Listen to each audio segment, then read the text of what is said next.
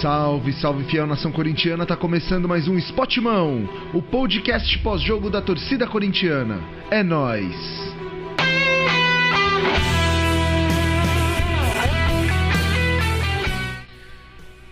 Fim de jogo em Itaquera, Corinthians 0, Flamengo também 0.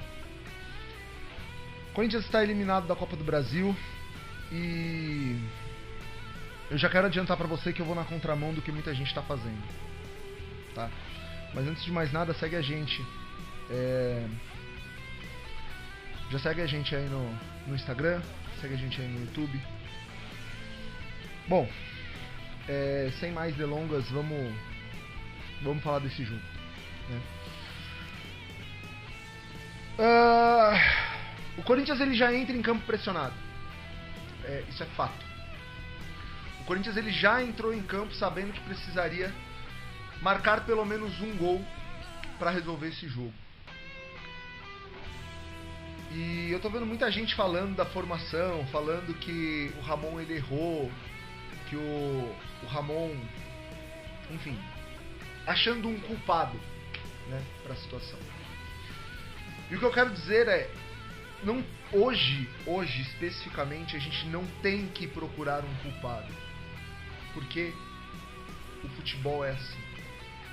O Corinthians ele não perdeu um jogo jogando mal. O Corinthians ele não perdeu um jogo de forma vexatória. O Corinthians não foi eliminado de forma vexatória. O Corinthians ele foi eliminado porque no futebol só ganhou. Esse é o ponto. Mais uma vez o Corinthians ele é eliminado pelo Flamengo. Ele sofre aí esse revés diante do Flamengo, não por causa do segundo jogo, mas por conta do primeiro. Nós precisamos convir que o primeiro jogo do Corinthians foi muito desastroso, né? Esse é o primeiro ponto. A gente pode questionar aqui sobre a escalação, a questão do Carrilho ter entrado só no segundo tempo e o Charles ter sido titular nesse time. Concordo que a gente pode debater esse ponto, eu concordo que a gente pode argumentar sobre isso. Mas não dá pra colocar como um erro, porque é como nós falamos lá no primeiro jogo. Qual foi o problema do Corinthians no primeiro jogo? Ir pra cima e deixar exposto. Nesse jogo ele se fechou. E aí se ele vai pra cima e deixa exposto de novo, a gente ia falar, olha, mais uma vez, não aprendeu, né? Então assim, é complicado você tentar achar um culpado toda vez que o resultado ele é adverso, né? Só que o futebol ele é isso. Num campeonato mata-mata, um vai passar e o outro vai ficar, né? E infelizmente para nós, dessa vez, quem ficou foi o Corinthians. Sobre o jogo, não achei que o Corinthians fez um jogo ruim, não achei que o Corinthians jogou mal, diferente do que muitos estão falando. Eu tenho o hábito de ouvir o jogo pela energia, né? Eu desligo o áudio da TV porque eu não suporto aqueles comentaristas da televisão que são imparciais, que só criticam o Corinthians, como diria o Kaká, né? E vai Corinthians.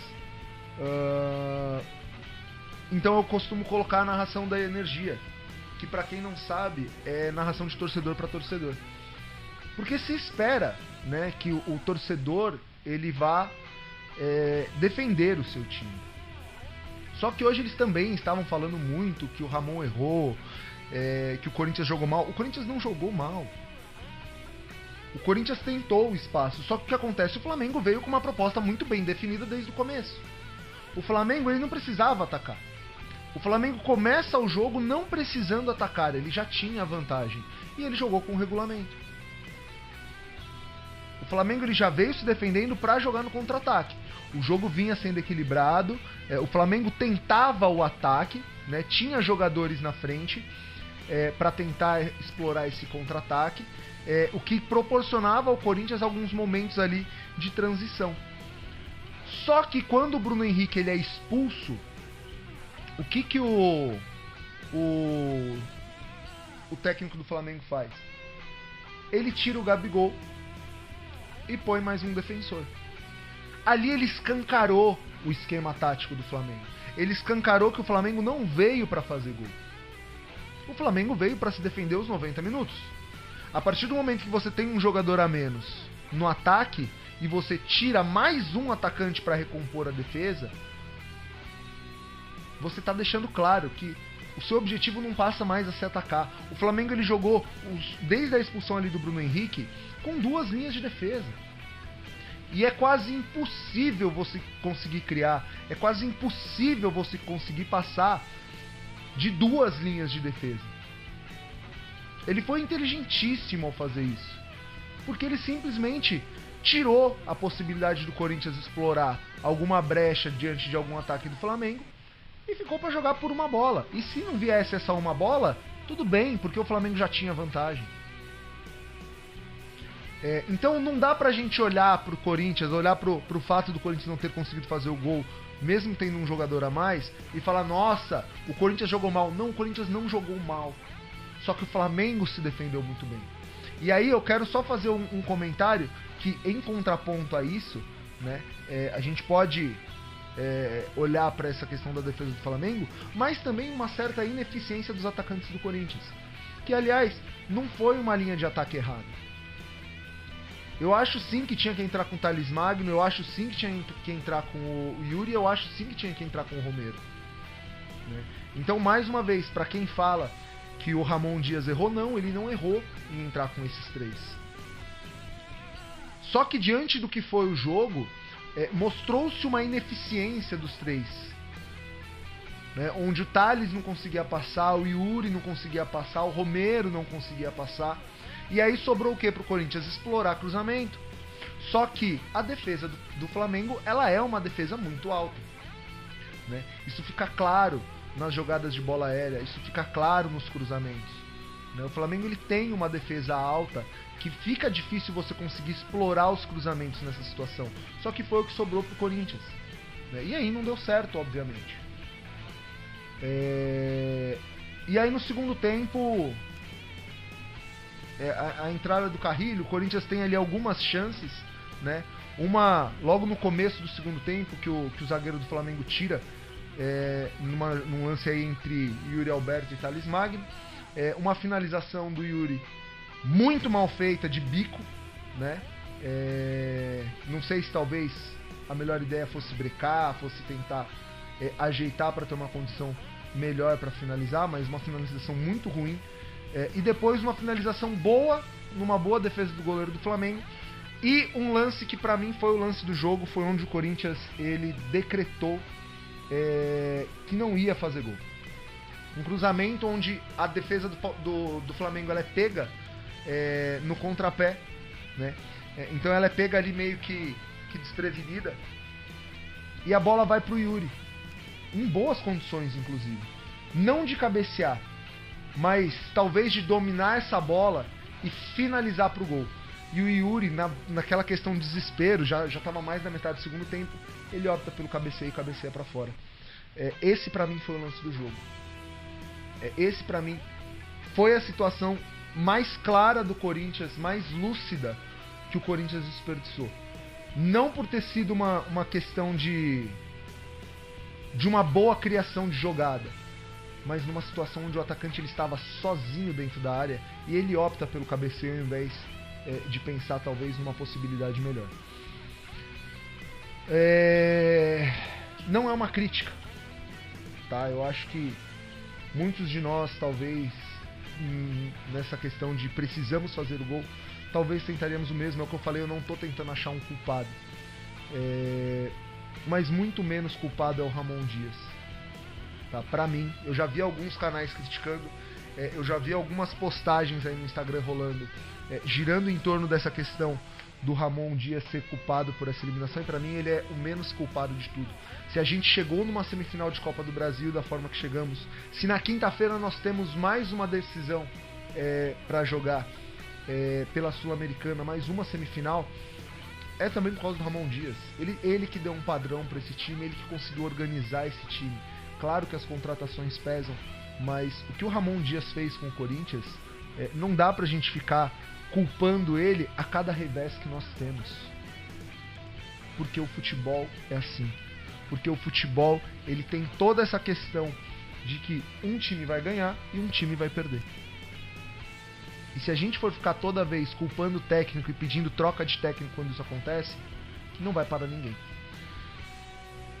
É um resultado doído, é um resultado que machuca o torcedor corintiano. A gente tinha muita expectativa nesse jogo, diante de tudo que foi, diante do cenário que se desenhou, diante do clima na arena antes do jogo. Aliás, parabéns para a fiel torcida, um mosaico maravilhoso. Eu vou até deixar aqui o mosaico para vocês verem. Um mosaico fantástico da Fiel, uma festa linda da torcida. Então esse resultado ele machuca muito por todos esses fatores. Sem falar que tem todas essas questões em torno desse jogo que não é de hoje, né? Não são questões de hoje. Desde 2022, eu acho que foi um momento que marcou muito para toda a torcida do Corinthians.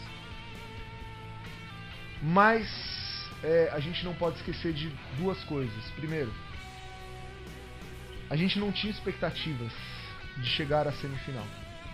Chegamos. O time se superou. Pelo terceiro ano consecutivo, o Corinthians disputa uma semifinal de Copa do Brasil. E isso é louvável. Isso é digno de aplausos. O Corinthians hoje ele é um time em construção. Ele é um time em formação. Ele é um time que vem sim forte para a próxima temporada. Vem se desenhando um franco favorito aí para a próxima temporada. Mas a gente não pode esquecer que esse ano é um ano de reconstrução, é um ano de reformulação. E segundo, o nosso foco ainda é o brasileiro. O nosso foco ainda é sair da situação que nós estamos no Campeonato Brasileiro. Eu queria abrir um comentário aqui para falar sobre a CBF. Deixar minha crítica. É lastimável o que a CBF vem fazendo com o Corinthians. A troca de data foi lastimável. Infelizmente o Corinthians se prejudicou sim com isso. Todas essas questões aí, essa denúncia que foi feita ao Yuri Alberto e ao Kaká, também é lastimável. E eu quero ver se o STJD vai denunciar o Bruno Henrique por conta da entrada de hoje. Também é lastimável. Mas são aspas aqui que a gente precisa abrir, né? A gente não pode ficar com esse foco. O foco do Corinthians precisa ser o Campeonato Brasileiro, né? A gente precisa sair o quanto antes dessa situação. Eu acredito que na próxima rodada já fiquemos fora em definitivo da zona. Mas vamos com o pé no chão e vamos caminhando aí para um Corinthians que na próxima temporada eu tenho certeza que vai nos dar muitas alegrias, sem falar que ainda tem a Sul-Americana, tá? Que desde o começo eu falei que deveria ser o foco em caso de título, tá? Em caso de briga por título, o foco deveria ser sim a Sul-Americana, que pra mim era o caminho mais fácil pro Corinthians chegar à Libertadores na próxima temporada. Bom, derrota amarga, né? Empate amargo, eliminação amarga, mas seguimos. Como a fiel torcida diz, eu nunca vou te abandonar, porque eu te amo, eu sou Corinthians. Eu serei Corinthians até o último dia da minha vida. Próxima quinta tem mais Corinthians e Racing pela semifinal da Sul-Americana, primeiro jogo. Lembrando, contra o Racing será decidido lá na Argentina. Um abraço, é nóis e vai Corinthians!